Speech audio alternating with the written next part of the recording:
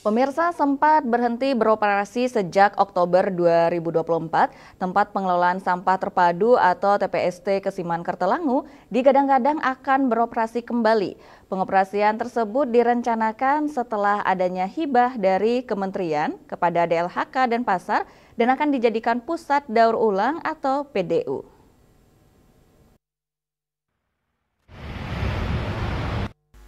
Tempat pengelolaan sampah terpadu TPST yang berada di Kesiman Kertelangu Denpasar akan dijadikan pusat daur ulang atau PDU. Saat ini TPST tersebut tak beroperasi pasca pemutusan kontrak terhadap pengelola sebelumnya yakni Bali CMPP karena dianggap gagal.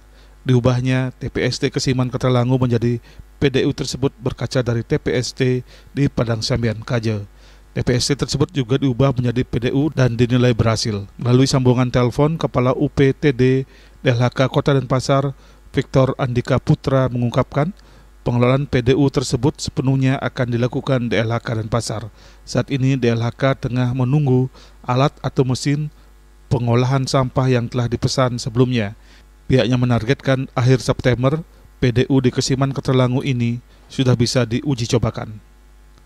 Sementara itu, PDU Padang Sambian Kaje telah melakukan pengolahan sampah organik maupun non-organik. Sampah-sampah tersebut dilakukan pemilihan dan pengolahan langsung setelah diterima di PDU. Seperti diketahui, TPST yang berada di Kesiman Kertelangu Denpasar sempat beroperasi sekitar 1 tahun setelah diresmikan 13 Maret 2023 oleh Presiden Joko Widodo.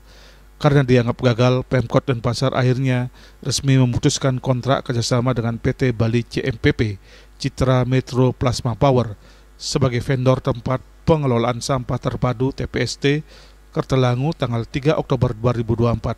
Pemutusan kerjasama permanen dengan vendor Bali CMPP setelah beberapa kali diberikan surat peringatan SP 1, 2, dan 3 oleh Pemkot Denpasar melalui Dinas Lingkungan Hidup Kota Denpasar.